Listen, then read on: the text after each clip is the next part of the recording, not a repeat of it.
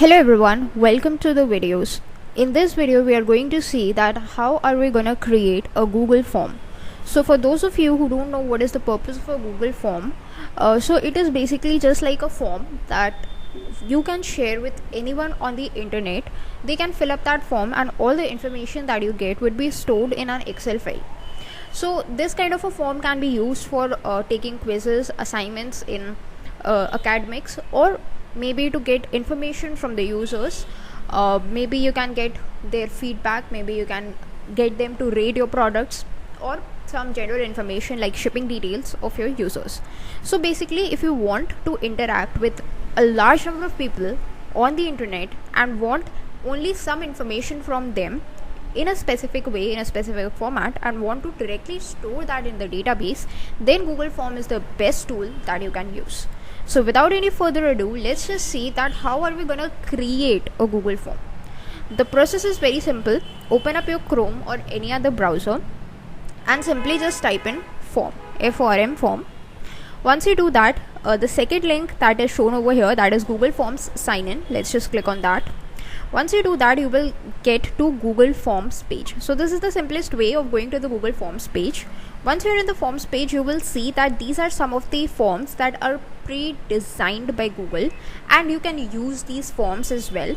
You can edit them as you want with each subject that is given. Like if you want contact information from your users, this form you can use. For RSVP, you can use this form, party invite, or a t-shirt sign up. But what I'm going to do, I'm going to create a new form just to show you guys how to create a form.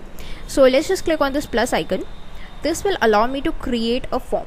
Now the important thing is that what things you need to keep in mind while creating a form. The first thing is the title of the form. So what is the purpose of your form? Suppose I'm running an e-commerce business and I want my customers to enter their shipping information. Like whenever I'm getting some order from the customer, so I want them to enter their shipping information. So this form's purpose is that it is a shipping details form. So that is what I'm going to add in the titles. That is shipping details. Okay, and you will get these bunch of options over here like bold, italics. So this all you can perform just to make sure it is looking a little bit more presentable. So I'm just going with the bold one over here for shipping details. Then in the form description, you can add essential information. Like what I want my customers to do is, I don't want them to add the country code before their mobile number, or a 0 digit before the mobile number. So what I'm going to do, I'm just going to give them some instructions in the form of a bullet point. So let's just add a bullet list. Only enter 10 digits mobile number. This is my first instruction.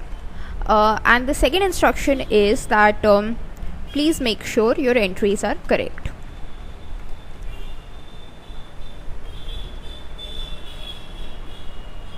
Your entries are correct. So these are the two instructions that I want to give to my users. These I have entered. Then I have the questions.